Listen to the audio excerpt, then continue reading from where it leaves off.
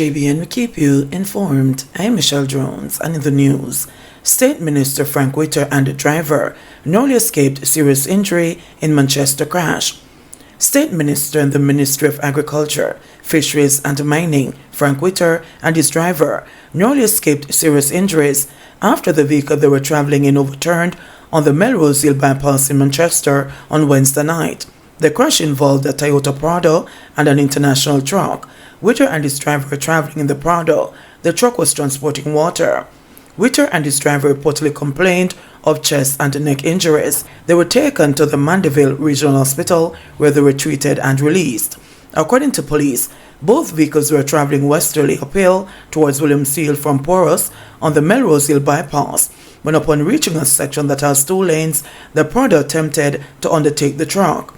The police said the Prado attempted to get ahead of the truck by way of the left lane, which filters from the Mapen to Williams Hill Highway, now under construction. Officers say tire marks suggest that the Prado then overturned and slid almost 60 meters in the right lane. Indicom probing shooting of man by cop during quarrel in Spanish Town. A man was shot during a confrontation with a policeman on Walkswood in Spanish Town, St. Catherine on Wednesday. The injured man, a sales representative from St. Jago Heights in the parish, has since been hospitalized and the gun seized. The Independent Commission of Investigations Indicom is probing the incident.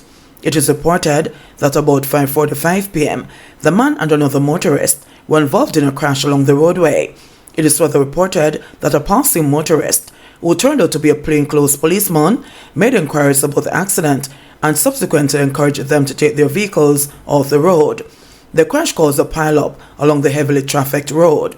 It is understood that the man, with a foam cup containing soup in his hand, threw it at the policeman. The cop exited his vehicle and identified himself as a policeman. An argument reportedly developed between the cop and the man, which got heated. Further reports are that the sales representative attempted to pull a gun from his waistband.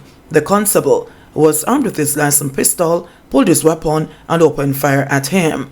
The sales representative reportedly received gunshot wounds to his upper and lower abdomen and was rushed to hospital where he's been treated. His gun was retrieved by the policeman and found to be a Glock pistol with a magazine and a 17 9mm rounds. The scene was processed by Indicom. 79-year-old Clarendon man found dead with multiple gunshot wounds. A 79-year-old man was gunned down inside his home in Yorktown, Clarendon on Wednesday. He has been identified as Parnell Scott, a retiree of York Circle in Yorktown. It is reported that early Wednesday morning, residents heard several loud explosions and summoned the police. The police made several checks in the area. However, the scene was not located. About 7:30 a.m., residents discovered the elderly man's body in his house and summoned the police. On arrival, the body was seen in the house on his back with several gunshot wounds. The body was transported to hospital where it was confirmed dead. This comes a week after a 62-year-old man was found with his head bashed in Lionel Town, also in the parish. On Monday, a 52-year-old man was fatally shot along the Warrington Main Road in Milk River in the parish. He has been identified as Dwight Simpson of Preddy in Milk River. It is reported that Simpson was riding his bicycle along the main road when residents heard loud explosions and summoned the police. On arrival of the lawmen, Simpson was found on his back with gunshot wounds to his upper body. He was taken to hospital where he was pronounced dead. Clarendon has recorded a total of 67 murders up to August 12.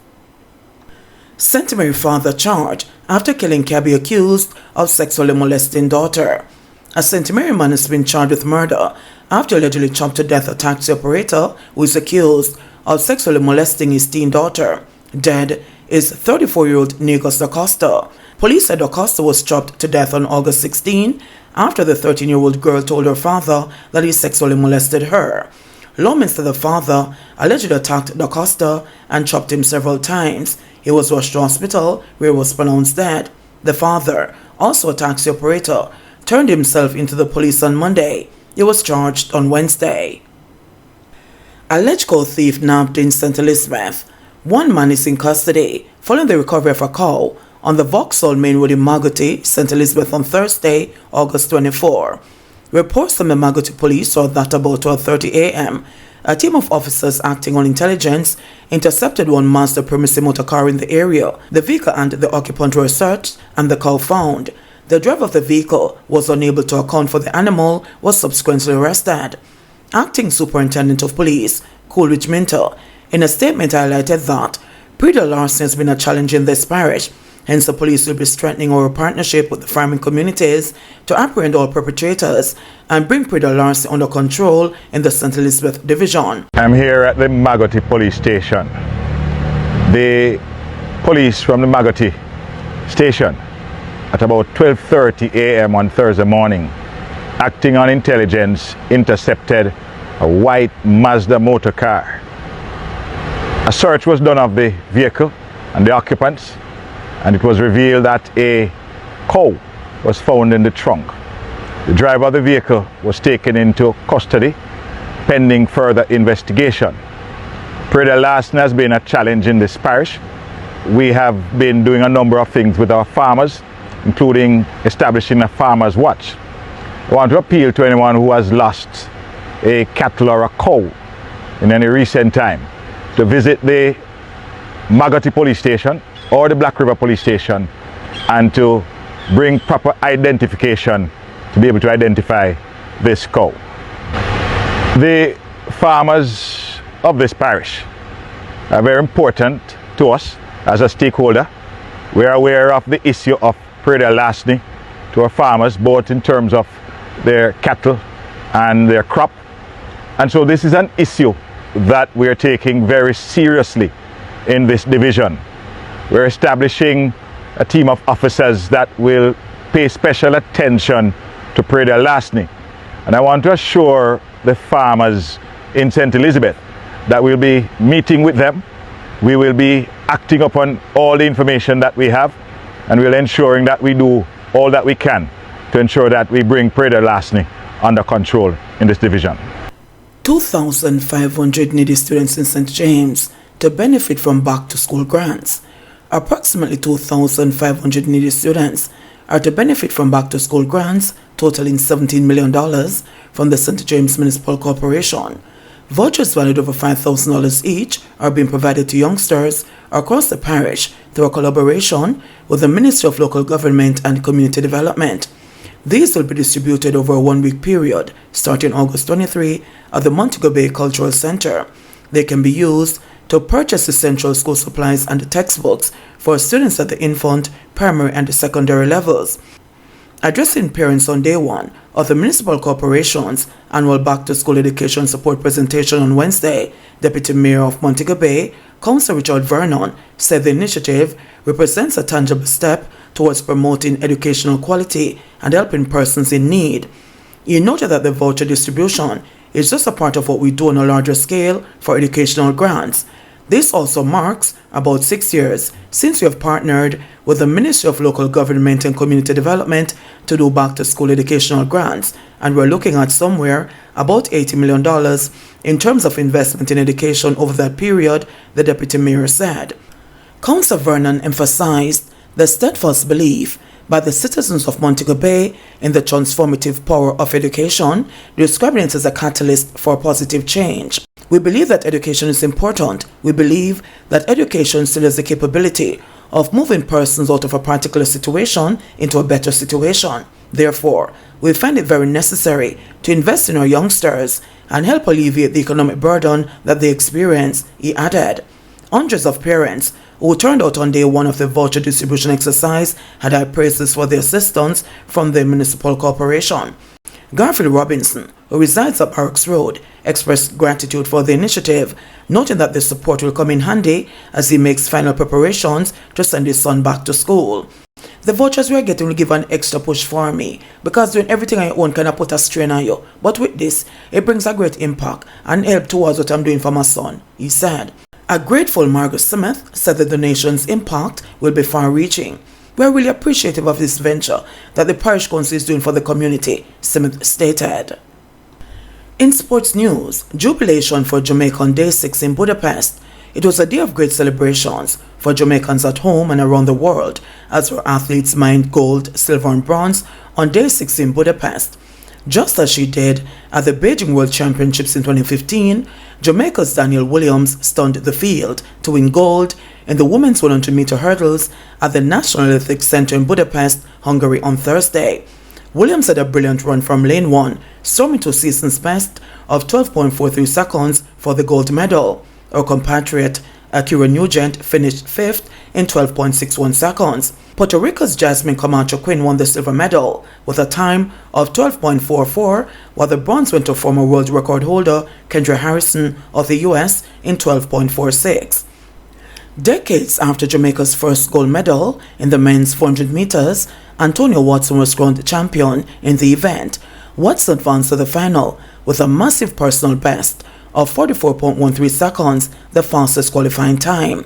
The lion-hearted 21-year-old powered to 44.22 seconds to win his nation's first gold in the event in 4 decades. Bert Cameron was the first Jamaican to achieve this feat at the inaugural staging of the World Athletics Championships in Helsinki, Finland in 1983. European world record holder Matthew Hudson-Smith of Great Britain claimed silver in 44.31, while America's Quincy Hall won the bronze in a personal best of 44.37. His teammate Sean Bailey, the brother of Olympic star Veronica Campbell-Brown, finished 5th in a time of 44.96. In a nail-biting long jump final, Wayne Pinnock and Tajay Gale took home the silver and the bronze medals respectively. Pinnock led the event until the final round after leaping to 8.5 meters in his second round attempt. But the veteran Miltiades Tintel of Greece, who needed a brilliant jump to surpass Pinnock, made an astonishing last round jump of 8.52 meters to deny the Jamaican the gold. National record holder Tajay Gale mustered up a season's best jump of 8.27 meters in his last attempt to claim the bronze. In the process, Gale pushed his compatriot Kerry McLeod, who also registered a mark of 8.27, to 4th.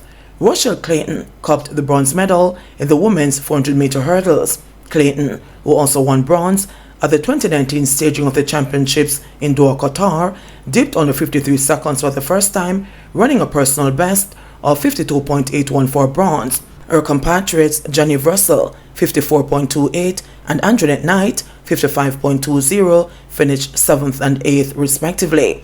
The overwhelming favorite, Femke Bol of the Netherlands, won the event in 51.70, while America's Shamir Little claimed the silver in a season's best of 52.80.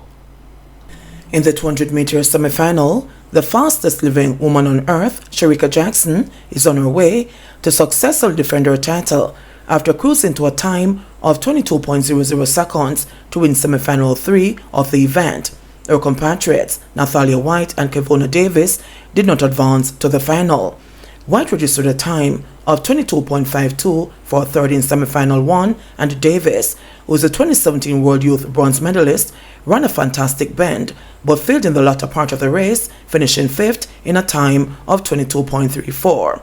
Two-time national champion Andrew Hudson, who said he had trouble seeing after being involved in a golf cart crash between the warm-up track and the stadium, has been advanced to Friday's 200 meters final. He clocked 20.38 seconds for 5th in semifinal 1. Hudson will not replace any of the 8 athletes who qualified. Instead, World Athletics will be taking 9 athletes to the track. America's Noah Lyles blazed to a time of 19.76 seconds to win, while Dominican Republic's Alexander Ogondo claimed the run-up spot in 20.02. His teammate Rashid Dwyer did not advance as he produced a time of 20.38 to finish 6th. JBN, we keep you informed. Please remember to subscribe, like, share, leave us a comment, and click the notification bell to receive our daily news items.